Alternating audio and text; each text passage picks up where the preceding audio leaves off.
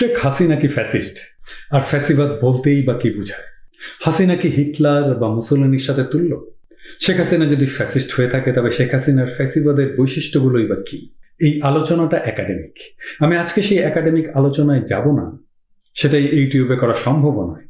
তবে আমরা ফ্যাসিবাদ সম্পর্কে একটা সাধারণ আলোচনা করব এবং হাসিনার শাসনের সাথে তা মিলিয়ে দেখব। ইতিহাসে ফ্যাসিজমকে প্রথম ডিফাইন করেছে মার্ক্সবাদীরা। এরপরে নানা দেশে ফ্যাসিবাদের উত্থান ঘটেছে, কোথাও তারা ক্ষমতায় গেছে, কোথাও যায়নি, তার চরিত্র বদলেছে। যে কোনো পলিটিক্যাল কনসেপ্টের জন্য এটা সত্যি। যেমন ধরেন, কিউবার সমাজতন্ত্র আর চীনের সমাজতন্ত্র এক নয়, ইরানের ইসলামী শাসন আর সৌদি আরবের ইসলামী শাসন এক নয়। মুশকিল হচ্ছে আমরা অপছন্দের শাসককে ফ্যাসিস্ট বলে আখ্যায়িত করি, কিন্তু ফ্যাসিবাদ একটা সুনির্দিষ্ট রাজনৈতিক টার্ম। এটার বিরুদ্ধে লড়াইয়ের কৌশল ভিন্ন। এই উপমহাদেশের আমাদের আগের প্রজন্ম ফ্যাসিস্ট শাসন কখনো দেখেনি, সেটা তাদের সৌভাগ্য। আমরাও দেখিনি কখনো। আমরা তাই জানি না ফ্যাসিবাদকে ঠিক কিভাবে মোকাবেলা করতে হয়। ইউরোপ দেখেছে, তারা জানে কিভাবে ফ্যাসিবাদকে মোকাবেলা করতে হয়। তাই দ্বিতীয় বিশ্বযুদ্ধের পরে নানা মোড়কে নব্য ফ্যাসিবাদ ইউরোপে মাথা তুলতে চাইলেও সেটা ইউরোপের মাটিতে ভিত্তি তৈরি করতে পারেনি। স্বৈর শাসন আর ফ্যাসিবাদ এক জিনিস না। এই দুয়ের তফাৎ বুঝলে ফ্যাসিবাদ কেন ভয়ানক সেটা আমরা বুঝতে পারব। স্বৈর শাসনের কোনো আদর্শ থাকে না, এসেনশিয়াল না। ফ্যাসিবাদের আদর্শ থাকে। ফ্যাসিবাদ কোনো না কোনো আদর্শের দোহাই দিয়ে ক্ষমতায় আসে বা থাকে। সে তার আদর্শের প্রতিষ্ঠার জন্য তার সমস্ত দুঃশাসনকে বৈধতা দেয়। মার্কসিস্টদের মতে ফ্যাসিবাদের উত্থান হয় বিকশিত পুঁজিবাদের সংকটের সময়। এই কারণেই এরশাদ ছিল স্বৈরাচার, শেখ মুজিবও ছিল স্বৈরাচারী শাসক। কারণ পুঁজিবাদ যেহেতু বিকশিত হয়নি শেখ মুজিবের সময়, তাই শেখ মুজিবের শাসনকে ক্লাসিক অর্থে ফ্যাসিবাদ বলা মুশকিল। অথচ বাংলাদেশের বামদেরকে জিয়ার আমলকে ফ্যাসিবাদ বলতে দেখেছি। জিয়ার আমলে পুঁজিবাদী বিকাশ শুরু হয়েছিল। পুঁজিবাদের সংকটে পড়ার কোনো অবস্থায় জিয়ার আমলে ছিল না। তাই সে কালকে ফ্যাসিবাদ বলা যাবে কিনা তা আপনারাই ভেবে দেখুন। আপনারা তো বাম, আপনাদের ডেফিনেশনেই আপনারা দেখুন জিয়ার আমলে পুঁজিবাদের সংকট কোথায় ছিল, তাহলে ফ্যাসিবাদটা জন্মাবে কিভাবে? ফ্যাসিবাদকে বুঝতে হলে কিছু সাধারণ বৈশিষ্ট্য নিয়ে আলাপ করা যায়। সাম্প্রতিককালে আমেরিকায় ট্রাম্পের উত্থানের সময় ফ্যাসিবাদ সংক্রান্ত আলাপ আবার নতুন করে সামনে আসে। প্রশ্ন ওঠে, ট্রাম্প কি ফ্যাসিস্ট? বলতে দ্বিধা নেই, একাডেমিক্যালি ট্রাম্পকে ক্লাসিক অর্থে ফ্যাসিস্ট বলা যাবে না। এই আলোচনাটা পরে নিশ্চয়ই একদিন করতে পারবো। তবে আজকে আমরা হাসিনার শাসনে কনসেন্ট্রেট করি। ঠিক একইভাবে হাসিনাকে কি ফ্যাসিস্ট বলা যায়? আসুন আমরা সেই বিষয়টা দেখি। আপনি যদি পৃথিবীর নাম করা ফ্যাসিস্ট শাসকের সাথে হাসিনার আমলের বয়ানগুলোকে মিলিয়ে দেখেন, তাহলে হাসিনার শাসন ফ্যাসিস্ট কিনা সেটা বুঝতে সাহায্য করতে পারে। ফ্যাসিবাদের তিনটা মৌলিক চরিত্র: উগ্র জাতীয়তাবাদ, শক্তিশালী নেতা, আর একটা শত্রু। ঠিক যেমন বাঙালি জাতীয়তাবাদ, বিকল্প নাই এমন হাসিনা, আর স্বাধীনতা বিরোধী শক্তি বা পাকিস্তানপন্থীরা। ইটালিয়ান দার্শনিক উম্বার্তো ইকো ফ্যাসিজমের 14টা লক্ষণ শনাক্ত করেছিলেন। তবে আমরা সেই ক্লাসিক্যাল আলাপে না গিয়ে মোটা দাগে দেখব ফ্যাসিবাদের কি কি বৈশিষ্ট্য থাকে, যা সমস্ত ফ্যাসিস্ট শাসনেই ছিল। পৃথিবীর সব ফ্যাসিস্ট শাসকের বয়ানেই থাকে এক মিথিক্যাল অতীত, যেই অতীতে সবকিছু ছিল, সুখ ছিল, সমৃদ্ধি ছিল। শেখ হাসিনারই শুধু নয়, আওয়ামী লীগেরই এক মিথিক্যাল অতীতের বয়ান আছে। সেই বয়ানটা হচ্ছে সোনার বাংলা। এই সোনার বাংলার বয়ান দীর্ঘদিন ধরে তৈরি করা হয়েছে। আপনি রূপকথায় দেখবেন, যেগুলো বাচ্চারা পড়ে, সেই সোনার বাংলায় কোনো দুঃখ ছিল না, অভাব ছিল না, ছিল গোলা ভরা ধান, পুকুর ভরা মাছ। আর এই মিথিক্যাল অতীতকে ধ্বংস করে দিয়েছে পাকিস্তান। সোনার বাংলা শ্মশান কেন? সেই পাকিস্তানের দালালদের জন্য এই দেশ এগোতে পারছে না। এই হচ্ছে প্রথম বয়ান। সব ফ্যাসিস্ট শাসকের ঠিক এমনি একটা বয়ান থাকে। মুসোলিনির ছিল রোমান সাম্রাজ্য, মোদির রামরাজত্ব। এই মিথিক্যাল অতীতের নস্টালজিয়া তৈরি করে সব ফ্যাসিস্ট শাসক।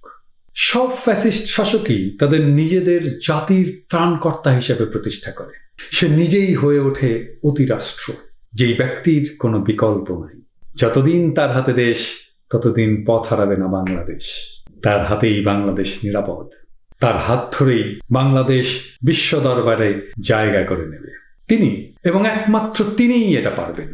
এক ওমে বাদ দ্বিতীয়, ওনার কোনো বিকল্প নাই। তিনি ছাড়া সব ধ্বংস হয়ে যাবে। কথাগুলো খুব চেনা লাগছে না?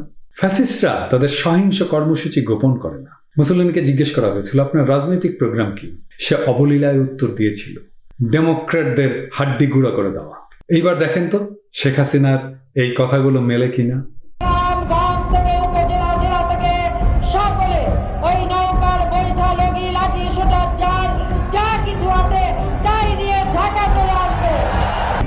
না না, আমার প্রবাসী বাঙালিদের আমি বলবো যে যারা এই ঘটনাগুলি ঘটিয়েছে তারা চলাফেরা করে না, তাদের দেখেন না। যে হাত দিয়ে জাতির পিতার ওই ছবি নিয়ে তারা ভেঙেছে, তাদের যা উপযুক্ত করা উচিত সেটা করতে হবে। আপনাদের কাছে আমার অনুরোধ থাকবে, কেউ যদি ওইভাবে গাড়িতে আগুন আর মানুষের জীবনে আগুন দিয়ে পোড়াতে চেষ্টা করে, ওই হাত ওই আগুনে পুড়িয়ে দেবেন, উপযুক্ত শিক্ষা দিয়ে দেবেন। এরপরে ফ্যাসিস্ট শাসকেরা জাতিকে বিভক্ত করে। ইন্ডিয়াতে হিন্দু মুসলমান, জার্মানিতে হয়েছিল আর্য আর ইহুদি। বাংলাদেশের স্বাধীনতার পক্ষ বিপক্ষ, স্বাধীনতার বিপক্ষের শক্তি দেশের উন্নতি চায় না, তারা জঙ্গি, তারা দেশ বিরোধী, তাদের রাজনীতি করার অধিকার নেই, তারা পাকিস্তানে চলে যায়। আপনি যখন বিভক্ত করে দেবেন জাতিকে, তখন জাতিকে নিয়ন্ত্রণ করা সহজ। এরপরে শুরু হয় প্রোপাগান্ডা। সত্যের বিরুদ্ধে শুরু হয় ফ্যাসিস্টদের প্রচার। শেখ হাসিনার প্রোপাগান্ডার কথা মনে আছে? হাঙ্গেরির মতো রাষ্ট্র, পৃথিবীর প্রথম বিশ্বের একটি রাষ্ট্র এই ভ্যাকসিন পায়নি। ইউরোপিয়ান ইউনিয়নের সদস্যভুক্ত উন্নত রাষ্ট্র হাঙ্গেরি আমাদের কাছে অ্যাপিল করেছে 5,000 ভ্যাকসিনের। মাননীয় প্রধানমন্ত্রী জননেত্রী শেখ হাসিনা সদয় সম্মতি দিয়েছেন। আমাদের এই স্টক থেকেই 5,000 ভ্যাকসিন আমরা আমাদের হাঙ্গেরির ভাই বন্ধুদের জন্য পাঠিয়ে দেবো মাননীয় স্পিকার। সেই দিন কোনো গোলাগুলি বা সেরকম কোনো ঘটনাই ঘটেনি। আপনি দেখেছেন যে গায়ে লাল রং লাগিয়ে পড়ে আছে, যখন পুলিশ যে ডাক দিচ্ছে উঠে দৌড় মারছে। আগামী 10-15 বছরে বিএনপি জামাত বলে কোনো দল বাংলাদেশে আর টিকবে না। কতগুলো আর বলবো।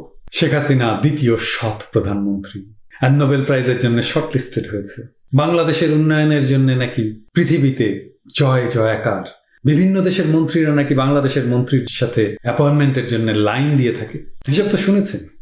আর এর বাইরেও আছে, বিএনপি জামাতের বিরুদ্ধে নাকি মিথ্যা মামলা দেওয়া হয়নি, অথচ মৃত মানুষের নামে, জেলে থাকা মানুষের নামে, এমনকি বজ্রপাতের পরে বিএনপি নেতাদের নামে বোমাবাজির মামলা দেওয়া হয়েছে। এই যে দেখেন, আল জাজিরায় গহর রিজভির মতো একজন একাডেমিশিয়ান কিরকম মিথ্যাচার করে গেল। These were people who committed arson and killing in the months of January to March 2015. After that, they went underground. They hid. At the time of the election, they resurfaced. There were allegations, criminal charges against them. And so when they resurfaced, they were arrested. I just want to deal with some of the people you put criminal charges against in the opposition.